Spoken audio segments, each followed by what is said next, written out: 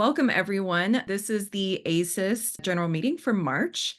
And today we're going to be talking about the ePortfolio. So I called it ePortfolio 101. It's just kind of like the basics of what the ePortfolio is and your eligibility for it. And the reason why I'm talking about it is because I am registered for the ePortfolio course this semester. So I am graduating, hopefully, this semester. And I did actually complete all of the main content. I already finished all the writing and everything and had all my competencies passed by my advisor. So I have a pretty good idea of the process. That's what we'll be going over today. We'll be talking about the general process, preparation, time management, and then tips that maybe you can apply to your own experience. And we also have Chris here, who went through the ePortfolio previously, I believe in 2021. Yeah, 2021. So recent experience that may also have some tips to contribute. So, I kind of already went over this. So what's an ePortfolio, the eligibility, how to prepare, an idea of a schedule, and then kind of some tips on where to start, because I feel like that's where a lot of people tend to get stuck. And then kind of concluding thoughts and some like general tips that will hopefully help. It's not only for the ePortfolio, this is actually in preparation for the ePortfolio. I try to focus on that more because I feel like that's probably the most helpful for most people who aren't in the ePortfolio yet. So what is an ePort? So these links, I decided that I'm going to show them after the presentation because I don't want to like have to keep jumping in between windows. There's not too many slides. So we're just going to kind of go through the content, discuss it, and then I'll go through a little bit more in depth with these links. So basically the ePort is a demonstration of your proficiency in the core competencies that are listed by the iSchool. And so when you took, I mean, really from the very beginning, the core courses, they talk about these core competencies, and there are 14 of them. Each competency is like a different branch or different topic of librarianship that you'll have to show proficiency in for your ePortfolio. And I just want to mention that there is a thesis option, but we won't be discussing that today because A, I don't have experience in it. But B, I believe I heard somewhere that the ePortfolio is the preferred option by the iSchool that you take. Roughly for each competency, you'll be writing about whatever the topic of that competency is, and then providing evidence through assignments, projects, or work experience. It doesn't have to be only for assignments. So I just want to emphasize that because, if you do have work experience for a particular competency, that also is applicable. So what is your eligibility? There are a few things that you need to keep in mind, and there are also some due dates that you also have to keep in mind. So there is a lot of preparation in order to be eligible to apply for the ePortfolio. And so this is really like the end of one of the last courses you're going to take at the iSchool. So the three things I want everyone to keep in mind is to be mindful of due dates, because one of the forms that you have to submit has to be submitted very, very early. So we're going to go over that. Plan well ahead of time, not just for due dates and forms, but also for documenting your assignments and keeping track of your progress and what competencies apply or what assignments apply to what competency. All of those things will help you a lot if you plan ahead of time. And really, if you do a little as you go, that's what makes it the most manageable. So planning from the get-go is probably your best bet. Also submit early if possible. You can submit forms early if you have the time. And a lot of the forms that are required are very straightforward. There are also directions online on how to fill out those forms, but we'll go over that later. But for the actual eligibility of, when do I actually take this course? Well, you are eligible when if you have any incompletes, they have to be cleared. So you can't have any completes on your record. You must have a cumulative GPA of 3.0 or higher prior to enrolling. So you can't rely on 289 to like get you above that 3.0. You have to have a cumulative GPA of 3.0 prior to registering. You must have an improved candidacy form, which I'm sure everyone has heard of that. Hopefully you have at least once. But it is a form that you will need to submit before you can register for the course. And the deadline for that is very early. And if you are enrolling in spring, such as myself, if you plan to complete your courses in May, that's fine. Or you can have no more than 3 units, so like one course remaining which must be taken in the summer immediately after. I hope that makes sense. I do want to mention right now, we'll still go over the candidacy form and what it looks like really quickly, but I did want to mention that the deadlines are before the graduate evaluations office deadlines. Those deadlines are later. So the iSchool has earlier deadlines for the candidacy approval form. And so if you're planning on a May graduation, you have to submit this form by September 24th of the year prior. So way early. And that's because you have to have this form approved before you can register for the course. If you're planning for an August graduation, the deadline is December 1st. And if you're planning for December graduation, the deadline is March 25th. I have a link here for the candidacy approval form. We're actually just going to look at it together after. So, preparation.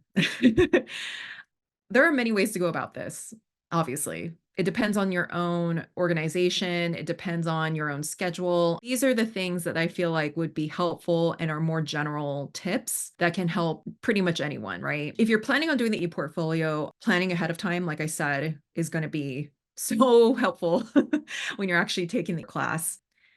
So for preparation, number one, correlate your courses with the relevant competencies. We're going to look at a syllabus and where the competencies that they suggest are going to be listed under, and each syllabus should have that. However, there's an asterisk on that. There is flexibility. It's just those are suggestions. You don't have to use assignments only from those classes.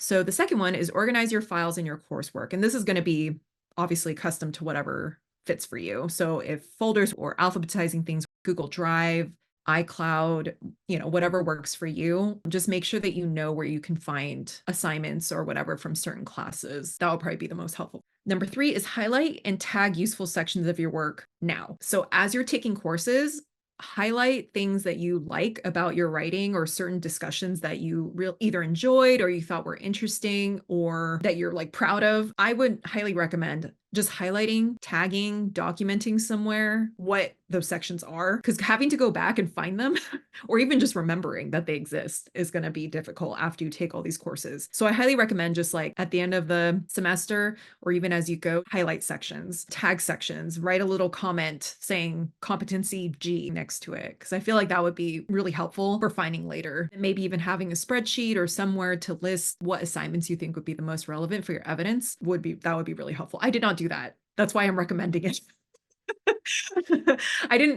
I was organized, but I didn't highlight these things ahead of time. And so it's like trying to find things was, time consuming. I feel like if you're focusing more on the writing and getting it done versus trying to find stuff, your frustration level, stress level will definitely go down. Or you could copy sections of your writing and stick them in a separate document. That works as well, because you're not self-plagiarizing. If you wrote it yourself and you have original thoughts, you can always use those original thoughts, in future work. You're not plagiarizing yourself because you came up with it yourself. Saving what you wrote for later is okay.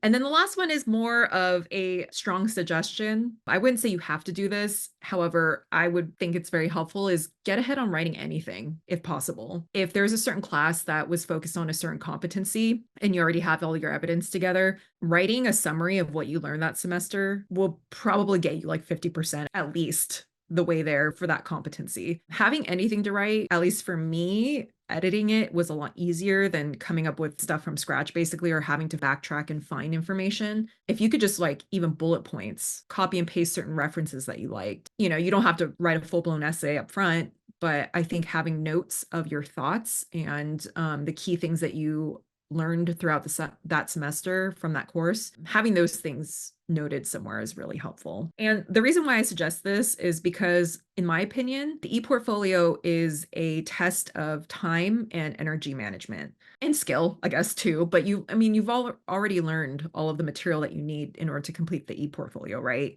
That's the whole point. So it's really coming down to your own time management and your own energy management. So the more that you can save that stress later, if you could, kind of balance it with doing some, like a little bit of work ahead of time, is awesome.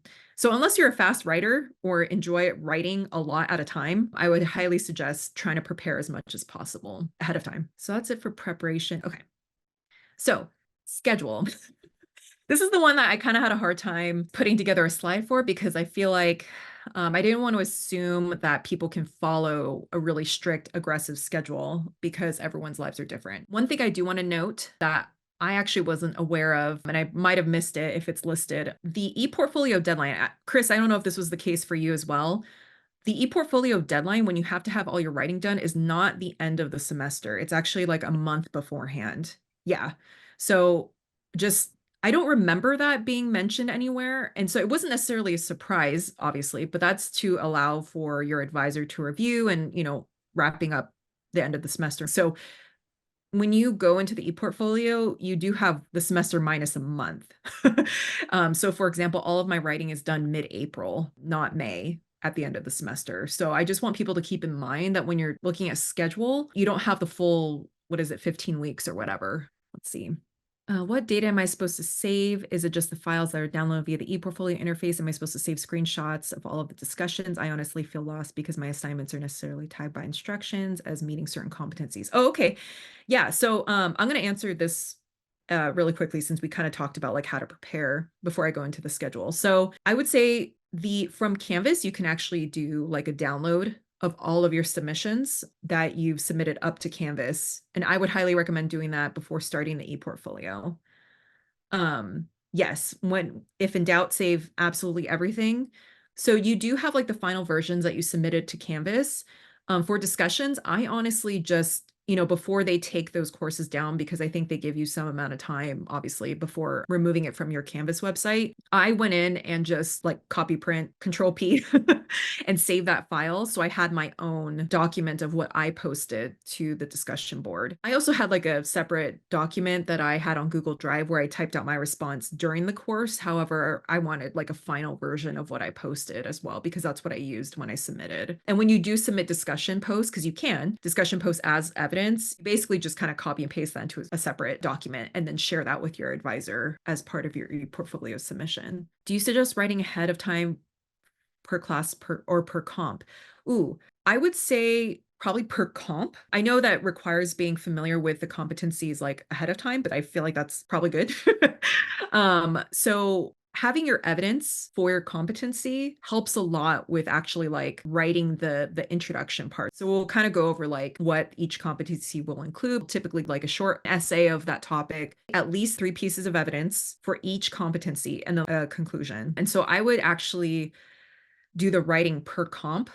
Bullet points would be great. I wish I did that for some of them. Some of the comps, as you'll experience too, I'm sure, will flow just fine. Some of them you will struggle, probably. I hope not, but I did for some of them. Not only a few. I had the luxury of choosing the order of my competencies. I don't know if that's the case for all advisors. Chris, I don't know if you had the same experience. You could choose your own order. My advisor lets you choose them in whatever order, and it was first do one, then I think do two, and then as many as you want, and then the final draft. Perfect. Okay. Yeah. So my advisor was very flexible as well and let us choose our own order. I heard that there is at least one advisor who preferred to submit an order. I don't know if that's actually the case. That would be interesting, but even more so then you should have some notes ahead of time. That would probably be really helpful. So schedule really quick. The recommended, I guess, workflow is 2 competencies per week, which I feel like is achievable if you plan ahead of time. And this is actually the recommendation per the iSchool. And I also agree that 2 competencies per week is aggressive enough and also doable. So I would say this is kind of like what I kind of followed. I ended up finishing a week early because I had some personal stuff going on, but 2 competencies per week would look like this. So your first week would be like finalizing your prep. So you review any instructions by your advisor.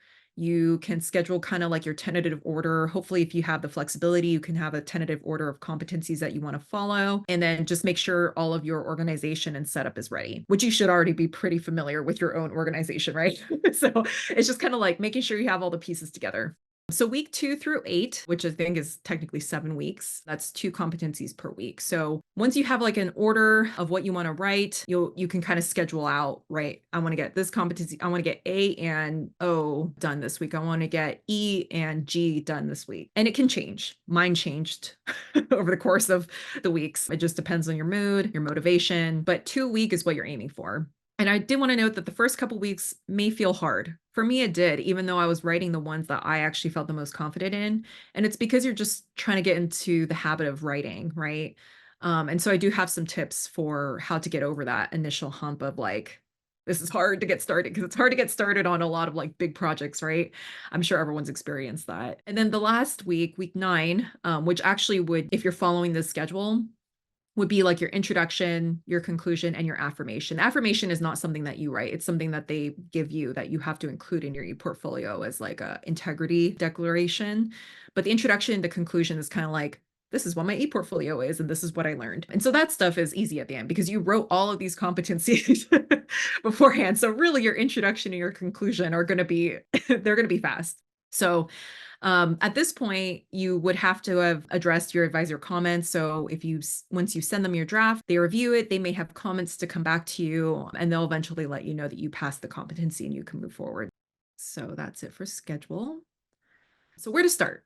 This is one's pretty simple. This kind of ties in with preparation, but also with when you start your portfolio and you're struggling to get started. These are the things that you can think of. These are the things that I thought of, I guess, when I was getting started. So you can select the competencies that you think are easier. However, the term easier to me was not helpful. So it was more like, what were the topics that I enjoyed? What was my favorite class? And those are the ones that can be a little bit easier to get started with, right? So if there's a competency that relates to one of your favorite topics, one that you're super familiar with, get started on that one because that would be motivating, right? Once you get one done. Is there a class that has more evidence or coursework that you can select from?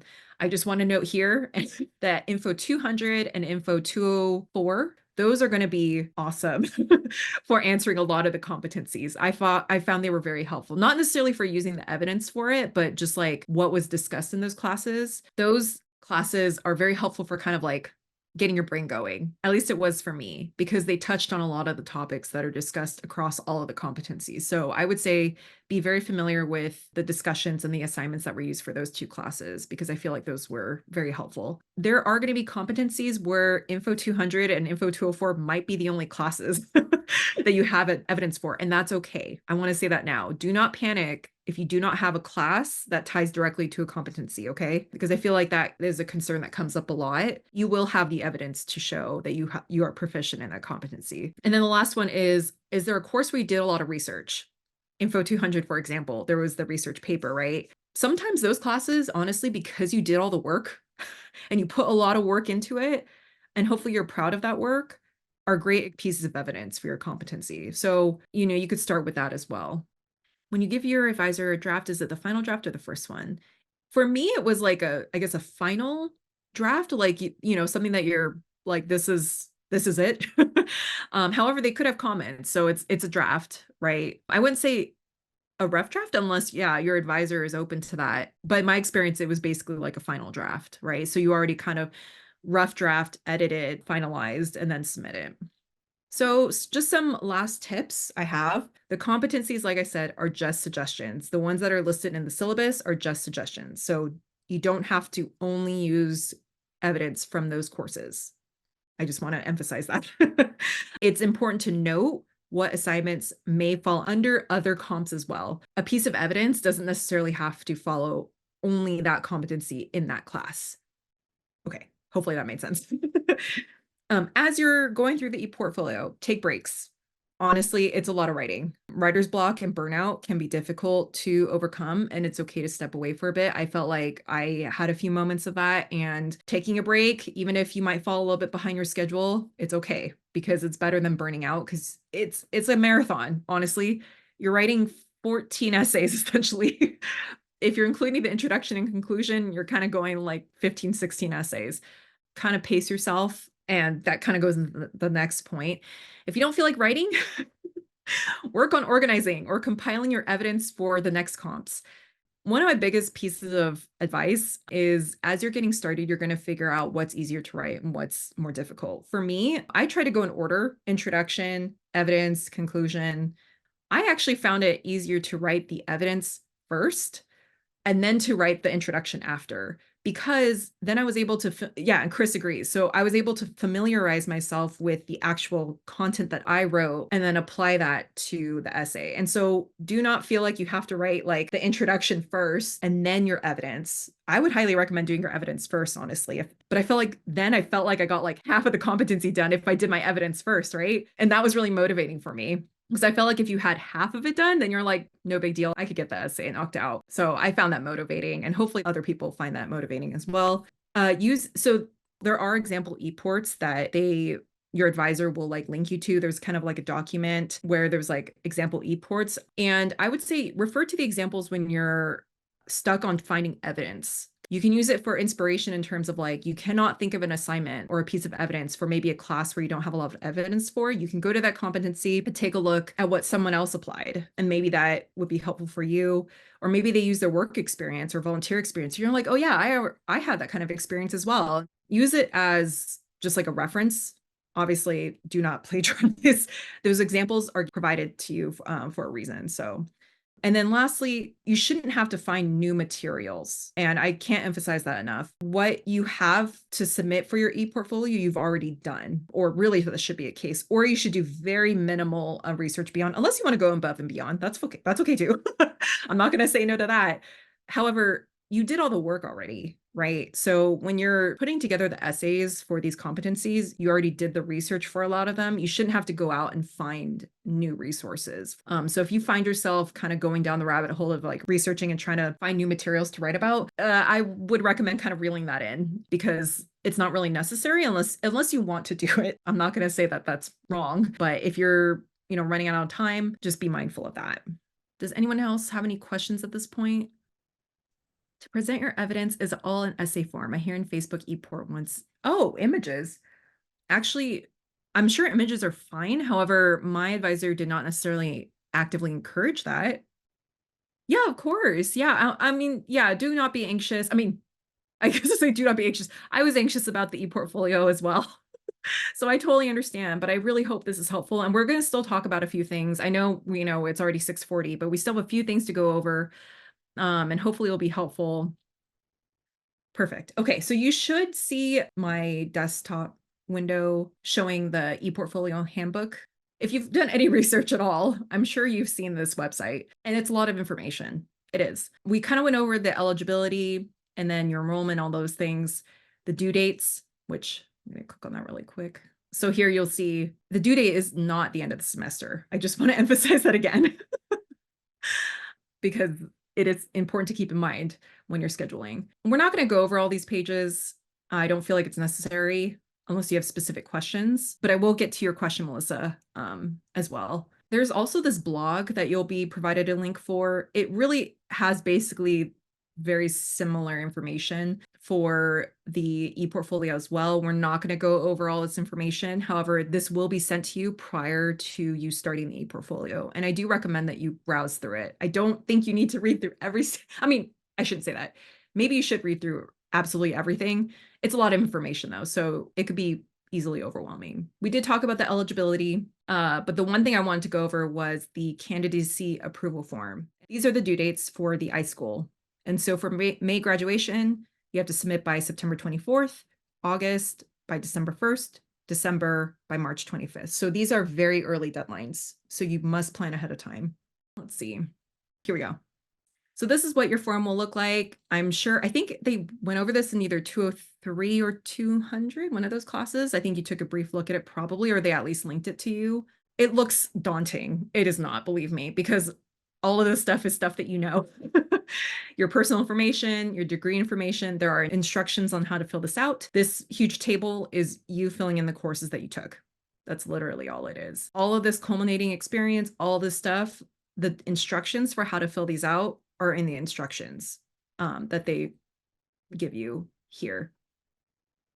So they even tell you like how to fill this in. They go through each section with you. I just wanted to show this and emphasize to submit this on time. That's all. And then the last thing I want to go over is an example syllabus. So this is a syllabus for Info 204 for this semester. And I wanted to scroll down. So blah, blah, blah. I'm sure a lot of you are familiar with the syllabus. What you're looking for is this section, core competencies. And so it will list A, B, D, M, and N, which is great. That's a lot. 5. That's what you're looking for in the syllabus to get you started on correlating your assignments or your courses with the competency. And again, these are just suggestions. As you're going through the competency descriptions, if you have an assignment that is from a different class, no problem. I definitely did that for mine. And it was passed. So they're just suggestions. And these are really just to get you started. And you may find that you're kind of, moving things around, switching things around as you go, perfectly fine. And I do also want to emphasize that I believe they say that you can only use one assignment for 2 competencies. I believe that that's probably what you would want to stick with. You don't want to be using the same assignment for like 4 competencies. So yeah, let's see. Use at least one screenshot from a Canvas discussion forum, include interpretation. Awesome. That's great to know, Chris. Thank you so much. That is very helpful. How much writing can you do before starting the ePortfolio class? As much as you want. I mean, honestly, if you just have like a Google Doc, Microsoft Word document, I would say get started as much as possible. If you want help with the form, can you get help? You could probably reach out to the iSchool contact, honestly, but the instructions are on the website. But if you're needing additional help, I'm sure they will help. And the last thing I want to go over is an example competency, just really quick, and then I'll open the floor. So for each competency, there is an introduction, evidence, and a conclusion. The introduction and the evidence are a 500-word minimum. I think you could go up to 750 or possibly more if your advisor allows it. Your evidence is altogether 500 words. And then you have a conclusion, which is kind of just a summary, a paragraph, and then you have your references. And this is through Canvas, which you will get directions for when you register for the class.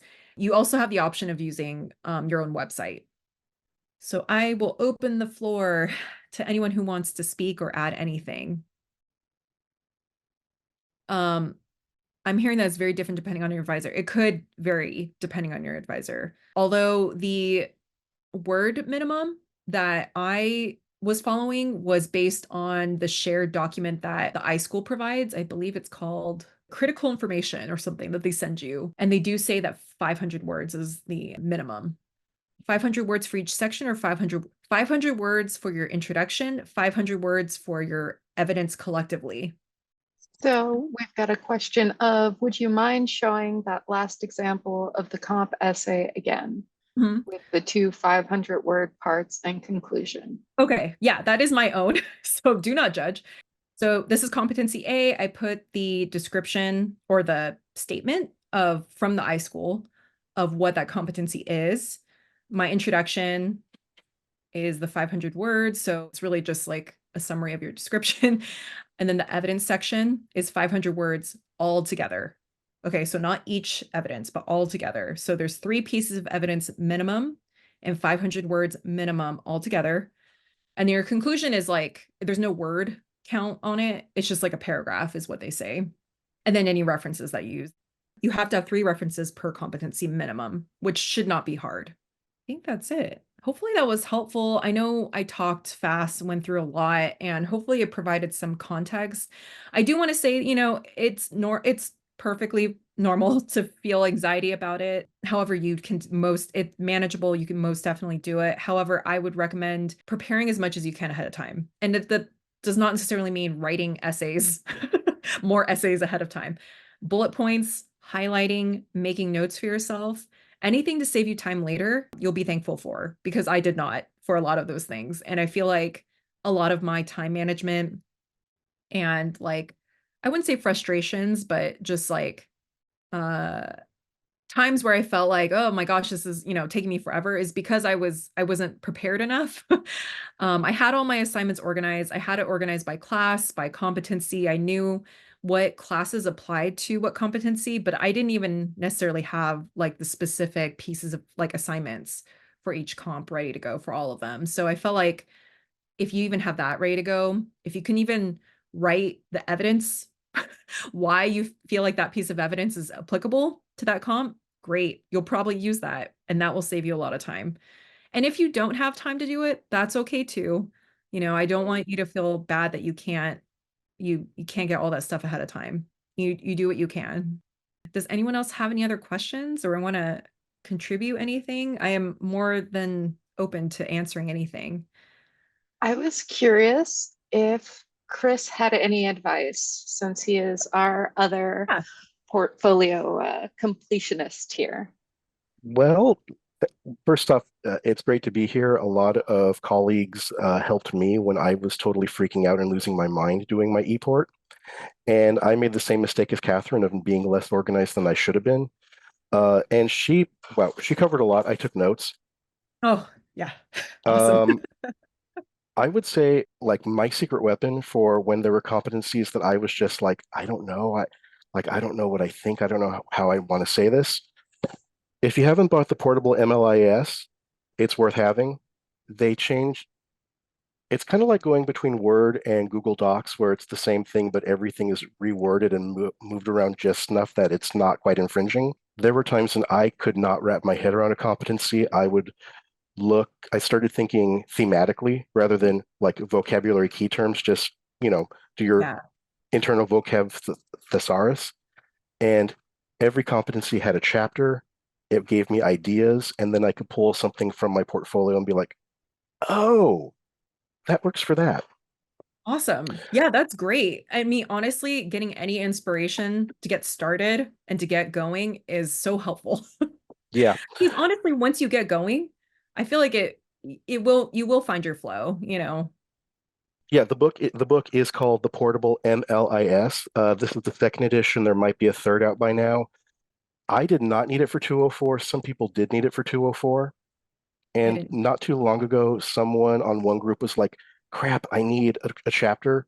We live like 20 miles from each other, but our schedules didn't coincide.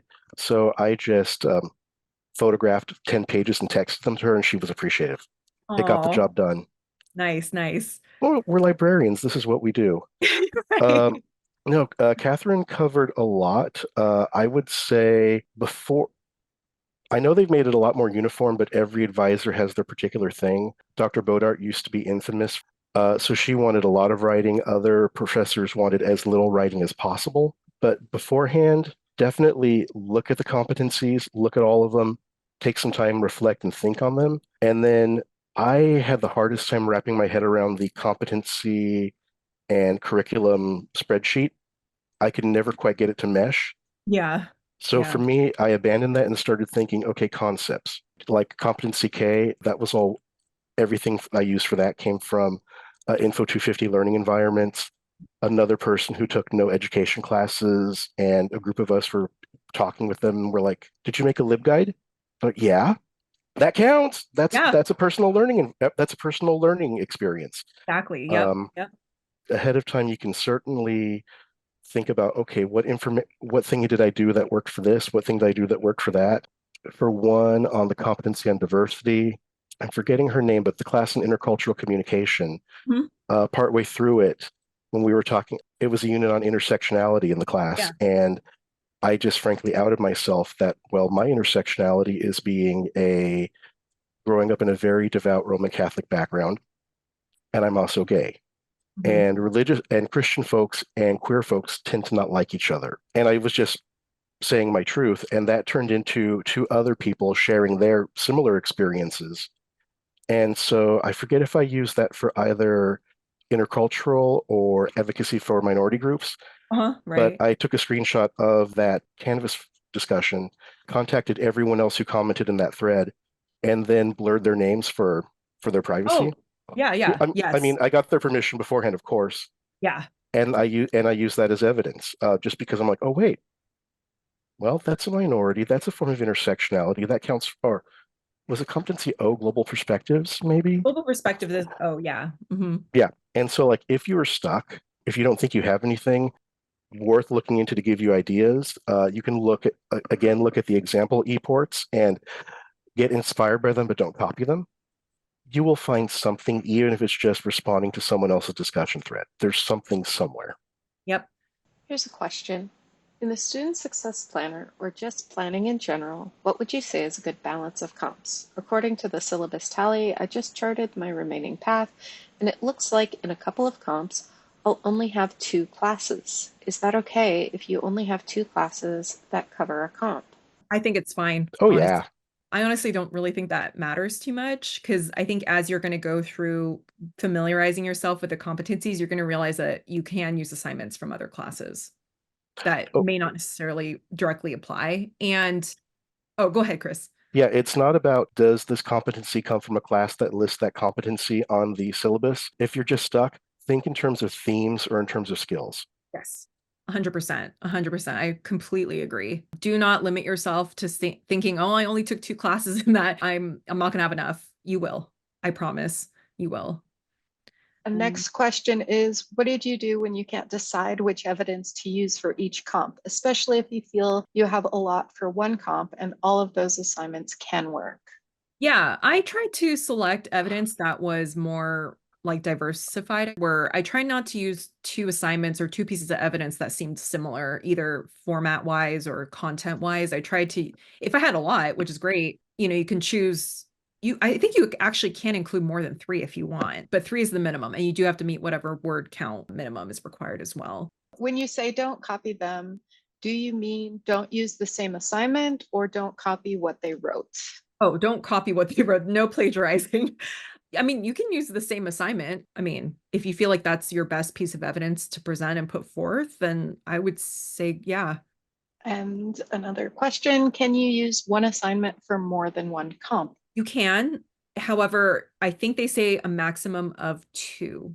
It's either 2 or 3. I would say don't do more than 2. You can, and I remember being that 2 is the maximum allowed, but Okay, you can't use them for the same in the exact same way. You have to use them in a different way. that makes Um, sense. so like I gave the example of the forum post about being gay and Christian. I could use that for diversity. I could also use that as showing a form of leadership because I spoke up first. Mhm. But I couldn't. I'd have to interpret it in 2 ways. But I can't just use the exact same thing twice. I have to show that Right. it can use it this way and use it this way for something else. That's a great example. Yeah. And So exactly, and theme wise, you can apply the same assignment. It doesn't necessarily directly have to answer that competency. It's the way you applied that assignment or that discussion or whatever is what matters, right? And that's how you prove that you're proficient in that competency. So that's why those competencies listed in the syllabus are only suggestions. It's just to get you started. So anyway, it's 7 p.m. now. So I think that was it. But sorry to kind of end abruptly. But yeah, if you do have any other questions, you can always reach out to our Gmail, sjsuassist@gmail.com, if you have any other questions. Thank you so much for joining, everyone.